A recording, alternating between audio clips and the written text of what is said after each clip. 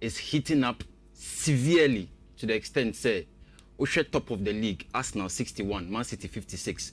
When we say Man City, they have a game at hand. Omutimi we need some match now to reduce the point gap to just 2, which means at the top there's a lot of pressure. But when you look below, so pressure is equally there as well. She West Ham, she Burnley, she Wolves, and now Wolves statement win. We'll get there. But what does it tell us? It tells us that one of the most competitive leagues on this earth, English Premier League, you cannot guarantee anything until the final day.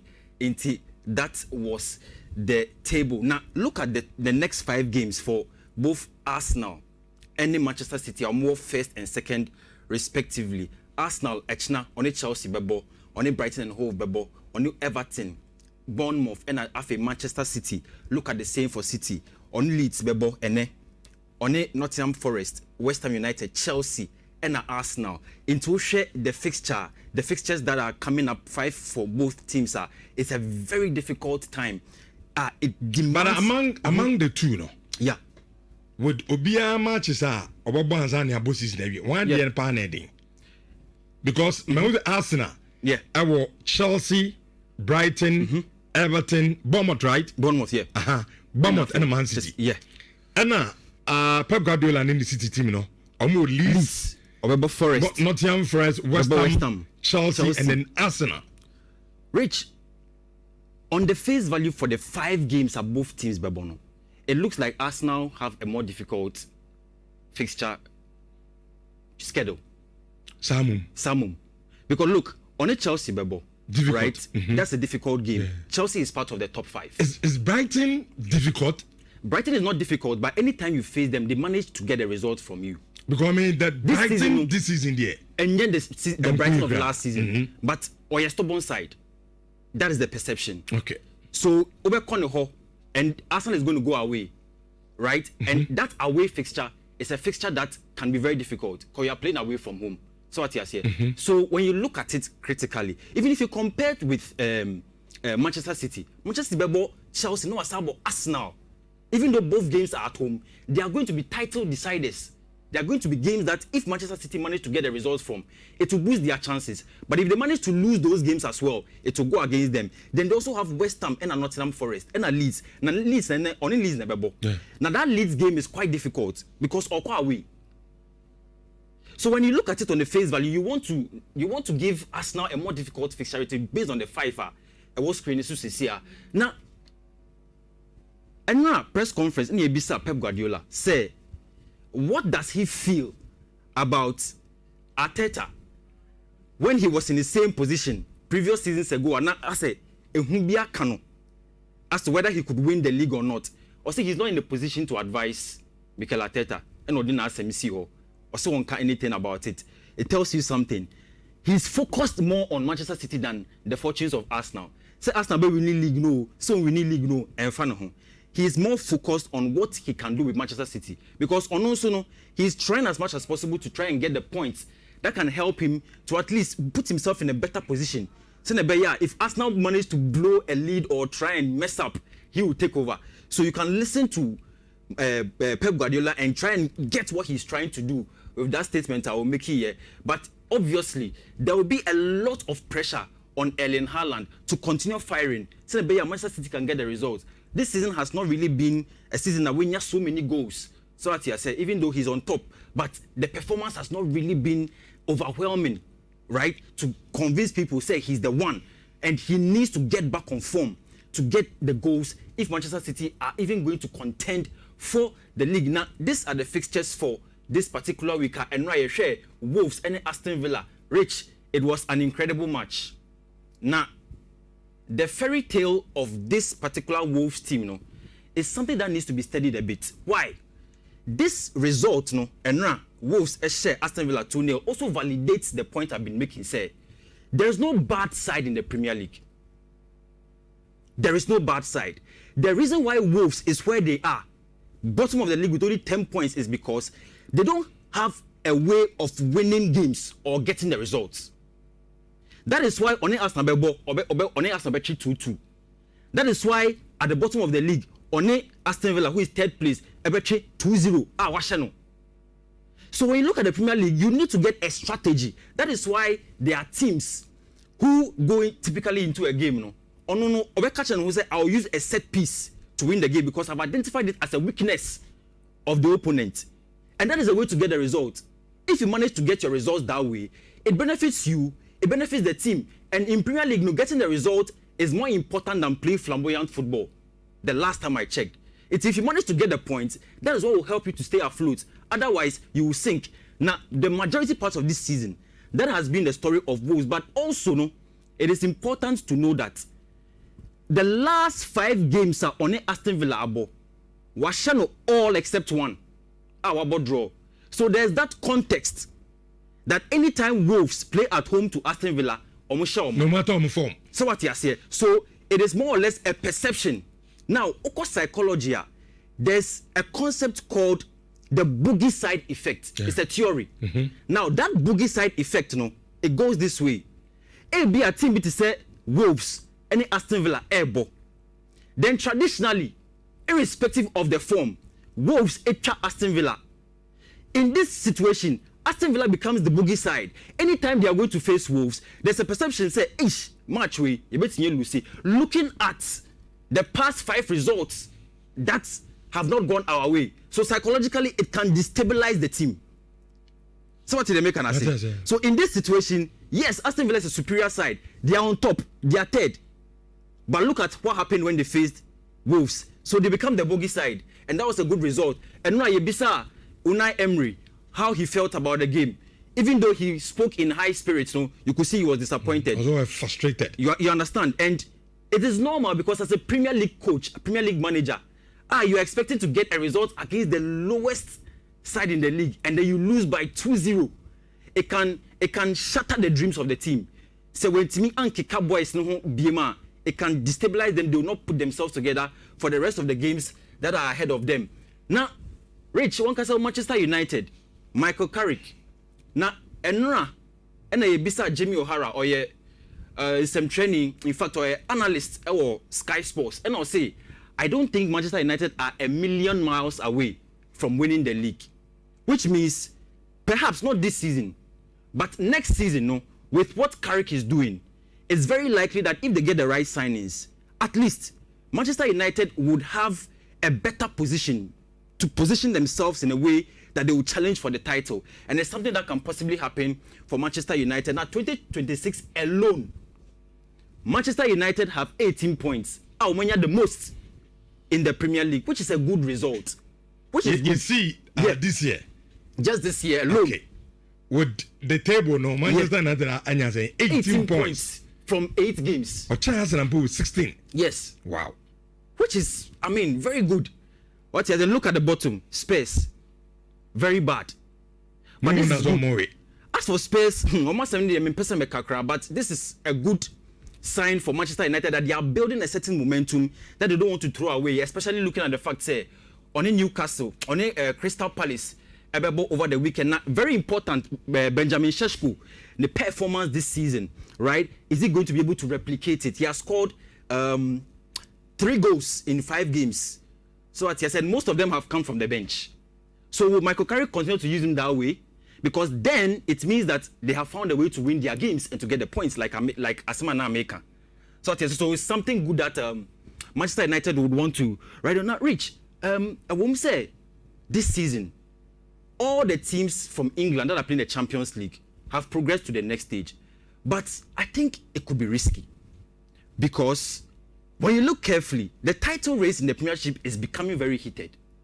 At the same time, these guys also want to make their mark in the UEFA Champions League and move forward. I think they're about around 16th. Now, Oshe Igor Tudor, right? Would he be able to get the points for Tottenham Hotspur in the Premier League? And also knowing very well, say, in the round of 16, they're going to play against Atletico Madrid, which is going to be a very tough encounter. And would that be the last stop? The risk of all of this is that it's very likely, say, by the time the round of 16 is over, either all the Premiership teams will leave the UEFA Champions League, or we may not get all of them moving to the round of to the quarterfinal, simply because fixture overload. Different competitions, or UEFA Champions League, or your friend is saying Premiership, or say FA Cup, right? Both Arsenal and Manchester City, they are Carabao Cup final. So all of these fixtures are fixture overloads on these teams, but will they expose them? It's something that we are yet to see. The same thing for Arne Slot and Liverpool. At that moment, you said your priorities right. Then I open. There be say. So you Arsenal. Oh, you Mikel Arteta. Good. Oh, you Arsenal border. When the competition is now Arsenal women in Anna, likely on bet me a general. Then I open. On number one priority, you're saying. But Rich, second, third. I get your point. But what if a team like Arsenal, I like the Arsenal example because everybody. No, Arsenal there. Arsenal this season. With the squad depth, no Mukutano. Arsenal bet me a book competition be really. And it was even more affirmed yesterday because their fixtures that they will play in the UEFA Champions League, it looks like they have the easiest run to the final. Okay. So Arsenal's fortunes are more enhanced per the fortunes that they have chalked both this season in the Champions League and also by the draw that was done yesterday. Now but Arne Slot and Liverpool, would they be able to get the results? Because this season, the points are now all expected, right? But can they get it done? Can they cross the line? They are grinding for games, they are grinding for points, right? And that is something that almost so beshe. So points if you are they are going to face Galatasaray in the round of 16 in the Champions League. Mohamed Salah this season he has had only 4 goals compared to last season and now 29 goals in total the whole season. And we have crossed half of this season, but he has only 4 goals in the Premiership. It's a big thing, but if Liverpool would have to go forward and do big things from now to the end of the season, it means that Mohamed Salah has to step up. Yes, Hugo Ekitike, any other players are getting the goals for Liverpool. But when their leading marksman, their star man from years back is not really firing, could that be the reason why they may not cross the line or get into the top 4 or even get very far in the Champions League? We live to see. Obi a friend Eddie Howe of Newcastle, and also very tough games upcoming. Newcastle United, Newcastle City, Newcastle Barca.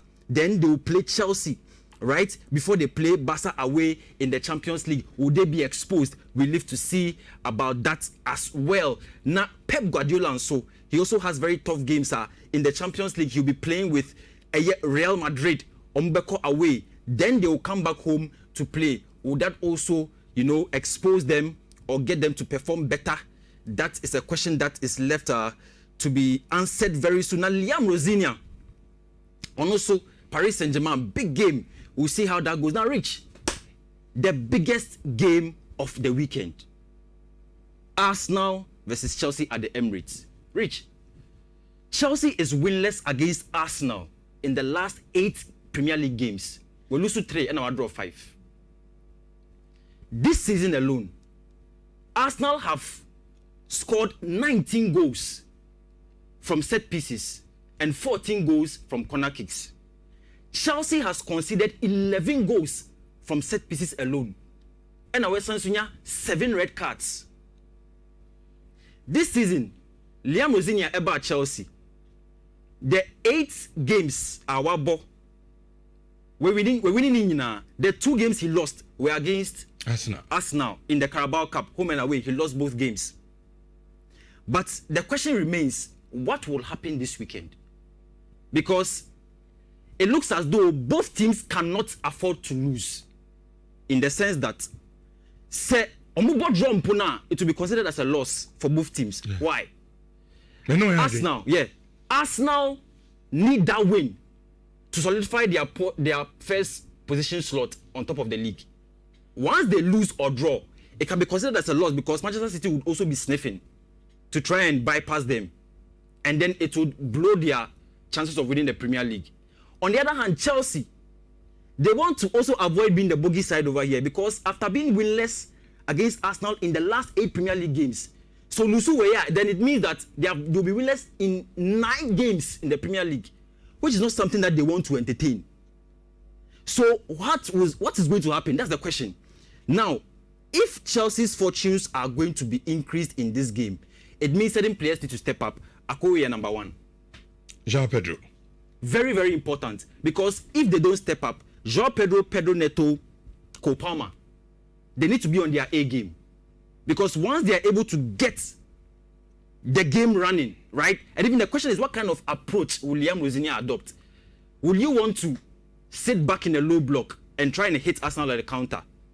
Or you want to play the same type of football you played in the Carabao Cup second leg at the Emirates, where the game was very open, it was end-to-end, Arsenal were very protective, and at the last minute, they got that counter-attack and they beat Chelsea. What is their approach going to look like, right? And how is Liam Rosinia going to approach the game? But the good news, and they say, the three of them are going to be available for the very first time against Arsenal. In past games, all three have not been available at the same time. So this weekend, Kopama is available, Caicedo is available, we have Reece James also available. But Wesley Fofana, don't forget, is on a red card. It will also be very critical for them to see how they can protect their back line. But yes, this is it. Chelsea are winless against Arsenal. The last 8 matches. Chelsea in the Premier League. In the Premier League. Yes. Mama draw say 5. And Arsenal saying 5 times. Arsenal 5 and about draw 3. About 3. Yeah. Okay. So what's here? So I mean, expectations of the lineup. This is from SofaScore. It's Arsenal very likely say Jiren Timber, Ebebo right back, William Saliba, Gabriel Magalhaes in center of defense. Then in Kapie on the left, Zubimendi, Declan Rice, top guys in the midfield. Bukayo Saka, Eberechi Eze, Leandro Trossard, and then Victor Gyökeres. With this lineup, Arsenal can hit you on the counter, and then it will be very lethal over there. But also Chelsea and Soa, they also have, I mean, some advantage. Look at their forward four: Pedro Neto, Enzo Fernandez, Kopama, Joao Pedro. All of them have had very good performances in the last 5 games. Our ratings, so I think about it very carefully, and I'm asking myself, how can they really hit us now? It's going to be a very tough game, but we should defense because Wesley Fofana is unavailable. A player like Benoit Badiashile, he has not really been consistent this season, right? Which is going to be a very big thing that would rise up, especially when the game begins. Because when you want a player who is more composed, who is, very aware of his surroundings, Benoit Badiashile typically is not one of those players, right? But how does he come into this game, and how will he help the fortunes of Chelsea? Oh, say, against with Chaluba. But he just came back from loan, and he has played a couple of games. You don't want to throw him into this very, difficult encounter. Obebo. The side no But play. I wish. I'm very impressed with his performance actually. Because when I watched him in even the FA Cup game, I'm in the Hull City boy. I realized that the guy was very, very calm, and for a player who has just come from loan, right, who has been recalled, I was even shocked and very surprised at the way he was playing. Very calm, very composed. He looked like he knew what he was doing. But in this game, right, I really don't know what has happened in training. I don't know what Liam Rosinia has seen. Okay. But very well. Benoit Badiashile game, no, will he be able to play? That's a very big question that will be on Chelsea. Now, yes, the quadruple chances of Arsenal, yes, 62% for Premier League, 21 for Champions League, 56 for the Carabao, 22 for the Emirates FA Cup. We will see what happens in the my friend is saying Nottingham Forest, they are also moving to the round 16th of the Europa League on Aston Villa. Then we have Crystal Palace are also moving to the next stage of the UEFA Conference League. So the English teams are doing so well. It is expected, say, they will do very well over there. Now, like I was saying, Arsenal has 85.8% chance of winning the Champions League. Because of Baby Omanamno. So what you see? So we look at the tree very well. Even against Leverkusen, right? It's 85.8% chance, which is the highest amongst all the other teams over here. And I will share the other teams that are in there, Bodo Glimt and Sporting CP. So it's expected, say, with this, Arsenal should be able to get forward and then win the Champions League. It's the Asem Ebetua. Joshua Olutu and a formatting in Kano. In Shawan's 4.5. I say, Richard, your combination with FIFA always make my day. Okay. As a long time. Okay. Bandi, Evana, Yasha, the room now, and said the Honsam no, ABC Accord. David Asabre. As we talk, Manchester United will beat Crystal Palace by 2-1 to push us to the 3rd place. I'm David Asabre, patch number 2.